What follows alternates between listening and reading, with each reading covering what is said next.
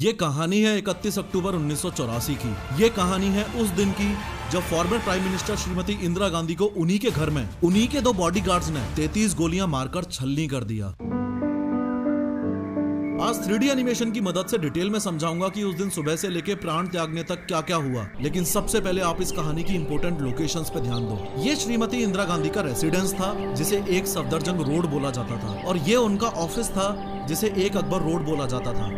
दोनों बॉडीगार्ड्स ने इनके ऊपर अटैक इस गेट पर किया था, और ये वो रास्ता है जो पीएम के ऑफिस को पीएम रेसिडेंस से जोड़ता है। इस अटैक की लोकेशन से 4.4 किलोमीटर दूर है ये एम्स हॉस्पिटल, जहां गोलियां लगने के बाद फॉर्मर पीएम को ले जाया गया था। आज दिन है 31 अक्टूबर 1984 का, और प्रधानमंत्री निवास में आज सुबह की शुरुआत किसी और दिन की तरह ही हुई है। फर्क सिर्फ इतना सा है कि आज एक बहुत बड़े पेड़ को गिराने की साजिश है जो कई महीनों से चल रही थी। इस साजिश को अंजाम देने वाले भी कोई और नहीं, देश की पहली महिला प्रधानमंत्री इंदिरा गांधी के फेवरेट बॉडीगार्ड्स में से ही हैं। एक तो ये बेअंत सिंह, जो कि पिछले 10 सालों से पीएम के स्पेशल सिक्योरिटी गार्ड्स में से एक था, और ये फेवरेट भी था, इसलिए पिछले 10 सालों में पीएम के साथ कई विदेशी दौरों पर as a personal security guard गया था। और दूसरा ये 22 साल का सतवंत सिंह, जो कि पीएम सिक्योरिटी में अभी पिछले 5 महीनों से ही था। आज सुबह पीएम साहिबा रोज की तरह जल्दी उठ गईं, और आज उनका एक आयरिश टीवी के जर्नलिस्ट और एक्टर पीटर उस्तिनोव के साथ डॉक्यूमेंट्री के लिए इंटरव्यू शेड्यूल्ड है। इंटरव्यू सुबह 9:30 बजे शेड्यूल किया गया है,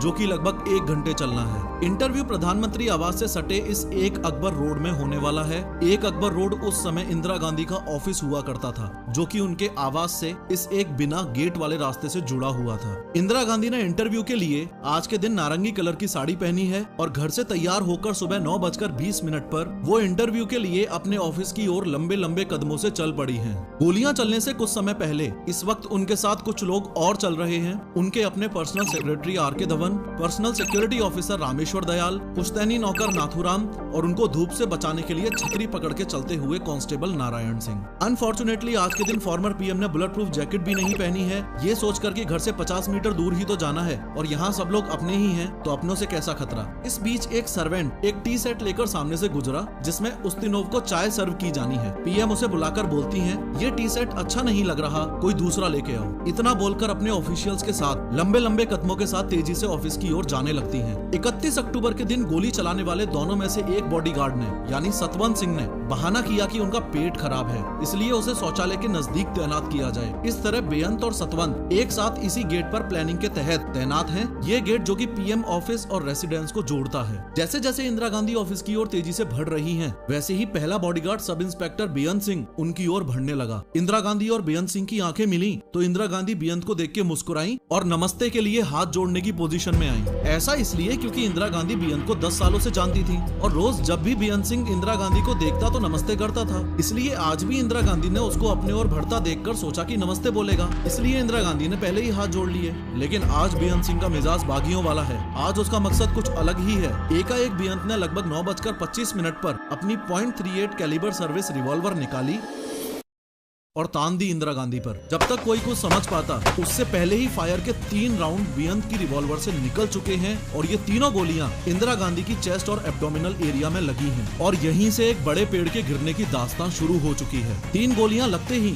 इंदिरा गांधी जमीन पर गिर गई और जोर से बोली, ये क्या कर रहे हो। बेअंत 1 सेकंड के लिए रुका और सतवंत को देखकर जोर से चिल्लाया, गोली चला। सतवंत, जो अभी तक बेअंत के पास बूथ बना खड़ा था, वो अपनी कार्बाइन बंदूक को इंदिरा गांधी की ओर घुमाकर 30 गोलियां बर्स्ट फायर कर देता है। इंदिरा गांधी को बचाने के लिए जैसे ही उनके personal security officer Rameshwar Dayal आगे बढ़े, तो उनके पांव में सतवंत के द्वारा चलाई गई गोलियां लगी और वो वहीं पर गिर गए। एक अकबर रोड यानी कि पीएम ऑफिस से एक पुलिस ऑफिसर दिनेश कुमार भट्ट ये देखने के लिए बाहर आए कि ये गोलियां कहां चली हैं। उसी समय बेअंत और सतवंत सिंह ने अपने वेपन्स फेंककर सरेंडर करने के लिए हाथ खड़े कर दिए और कहने लगे कि हमको जो करना था वो हमने कर दिया, अब तुम्हें जो करना है कर लो। और उन्होंने इंदिरा गांधी से ऑपरेशन ब्लू स्टार का बदला ले लिया। ऑपरेशन ब्लू स्टार में इंदिरा गांधी ने सिखों के पवित्र स्थल गोल्डन टेम्पल को कुछ अलगाववादियों से आर्मी ऑपरेशन के जरिए फ्री करवाया था। आर्मी ऑपरेशन की वजह से काफी सिख उनसे खफा थे। कांस्टेबल नारायण सिंह ने आगे कूदकर बेअंत सिंह को जमीन पर पटक लिया। पास के गार्ड रूम से आईटीबीपी के जवान दौड़ते हुए आए और उन्होंने सतवंत सिंह को भी अपने घेरे में ले लिया। टोटल 33 फायर किए गए हैं, जिसमें से 30 गोलियां इंदिरा गांधी को लगी और काफी गोलियां उनके शरीर को चीरकर निकल गयी। इंदिरा गांधी के पर्सनल सेक्रेटरी आर.के. धवन ने होश संभाला और चिल्लाकर एम्बुलेंस लाने के लिए बोला, लेकिन कहते हैं ना, खूनी को कौन टाल सकता है। एक दिन पहले ही भुवनेश्वर में हुई इलेक्शन रैली के भाषण में इंदिरा गांधी ने कहा था कि चिंता नहीं है कि मैं जीवित रहूं या नहीं रहूं। मुझे चिंता नहीं है कि मैं जीवित रहूं या नहीं रहूं। मेरी लंबी उम्र रही है। मुझे गौरव इस बात का है कि मेरा सारा जीवन सेवा में गुजरा। मेरी लंबी उम्र रही है और मैं इस पर मुझे अगर गौरव किसी चीज पर है तो इस पे है कि सारा जीवन मेरा सेवा में गया। जब तक मुझ में सांस है तब तक सेवा में ही जाए। जब मेरी जान जाएगी और जब तक मुझ में सांस है तब तक सेवा ही में जाए, और जब मेरी जान जाएगी तो मैं कह सकती हूँ कि एक एक खून का कतरा भारत को जीवित करेगा। तो मैं कह सकती हूँ कि एक एक खून का खतरा जितना मेरा है वो एक एक खून एक भारत को जीवित करेगा।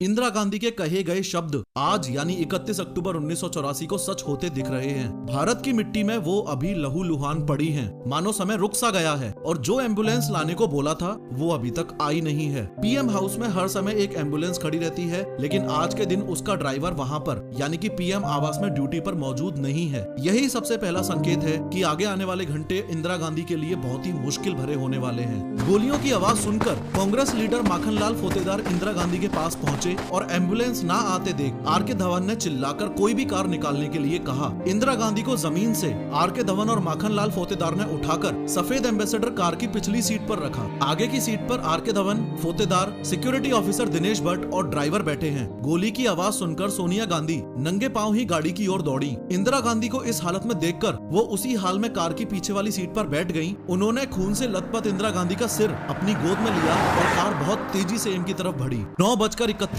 पर एम्बेसडर कार एम्स के इमरजेंसी वार्ड के गेट पर पहुंच गई। इमरजेंसी वार्ड का गेट खोलने में और गाड़ी से इंदिरा गांधी को उतारने में ही 3 मिनट का टाइम लग गया है और इस समय गुजरने वाली हर एक सेकंड बहुत ही ज्यादा इम्पोर्टेंट है। अनफॉर्चुनेटली आज एम्स के इमरजेंसी वार्ड में एक स्ट्रेचर तक मौजूद नहीं है। किसी तरह एक पहिए वाली स्ट्रेचर का इंतजाम किया गया। जब इंदिरा गांधी को कार से उतारा गया तो उनको इस हालत में देखकर वहां तैनात डॉक्टर्स घबरा गए और जल्दी से अपने सीनियर डॉक्टर्स को इन्फॉर्म किया। वैसे सीनियर डॉक्टर्स को अभी तक इस बात का ध्यान नहीं था कि इंदिरा गांधी को इस तरह से गोलियां मारी गई हैं। जब सीनियर डॉक्टर्स इमरजेंसी वार्ड में दौड़कर आए तो उनको तो ऐसा लगा कि शायद हॉस्पिटल में किसी तरह का इंस्पेक्शन होगा। सीनियर डॉक्टर्स ने जब वहां खड़े जूनियर स्टाफ से पूछा कि पीएम साहिबा कहां हैं, तो एक जूनियर स्टाफ ने कांपते हाथों से स्ट्रेचर पर कपड़े से ढकी हुई लहूलुहान बॉडी की ओर इशारा किया। डॉक्टर्स ने जब पीएम को इस हालत में देखा तो वो भी घबरा गए। सीनियर डॉक्टर्स को इलेक्ट्रोकार्डियोग्राम में इंदिरा गांधी के हार्ट की मामूली गतिविधि दिखाई दे रही है। इसका मतलब है कि वो क्लिनिकली अलाइव हैं, लेकिन नाड़ी में कोई धड़कन नहीं मिल रही है। उनकी आंखों की पुतलियां भी फैली हुई हैं, जो संकेत है कि उनके दिमाग को क्षति पहुंची है। फिर अगले कुछ घंटों तक फॉर्मर पीएम की जान बचाने के लिए देश के बेस्ट 20 डॉक्टर्स की टीम ने जी तोड़ मेहनत की।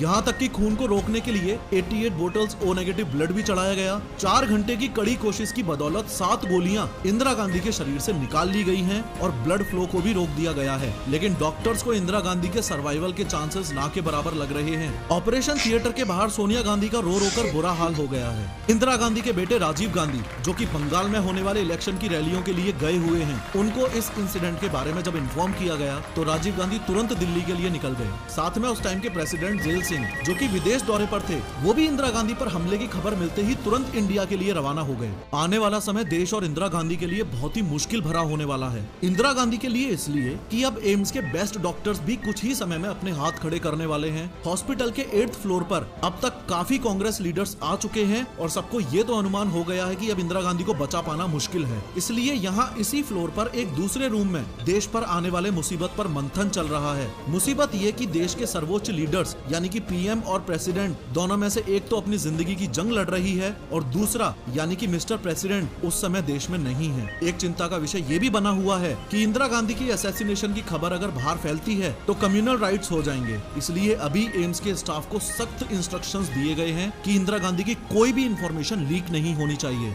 अंदर हॉस्पिटल में धीरे धीरे कुछ बचे हुए ऑर्गन्स भी एक एक करके मरने लग गए हैं। अब ये मशीन्स भी बेअसर मालूम पड़ रही हैं और फाइनली एक ऐसा टाइम आया जब इंदिरा गांधी शून्य शून्य में विलीन हो गईं। राजीव गांधी के एम्स पहुंचने पर डॉक्टर्स ने उनको इंडिया की आयरन लेडी की स्वर्गवास की खबर दी। लगभग दोपहर 1:45 पर देश में कुछ न्यूज एजेंसीज ने न्यूज ब्रेक कर दी कि प्राइम मिनिस्टर इंदिरा गांधी की हत्या हो चुकी है। इंदिरा गांधी के मरने की खबर से जब लोगों को पता चला कि सिख सिक्योरिटी गार्ड्स ने उनको मारा है तो लोगों में आक्रोश की लहर दौड़ गई और जिस बात का डर था वही हुआ। लोगों ने दिल्ली में रहने वाले सिखों के नरसंहार का ऐसा दौर चालू कर दिया कि इसमें लगभग 8,000 से ज्यादा सिखों को मारा और जिंदा जला दिया गया और ये दौर आने वाले 3 से 4 दिनों तक चला। लाखों सिख फैमिलीज ने डर के कारण विदेशों और दूसरे राज्यों में शरण ले ली। दिल्ली में एक तरफ तो दंगे चल रहे हैं, दूसरी ओर देश की पहली महिला प्रधानमंत्री की अंतिम विदाई का कार्यक्रम चल रहा है। 3 नवंबर 1984 को इंदिरा गांधी को सम्मान के साथ दिल्ली के शक्ति स्थल में उनके बेटे राजीव गांधी ने मुखाग्नि दी और इंदिरा गांधी पंचतत्व में विलीन हो गयी। ये कहानी है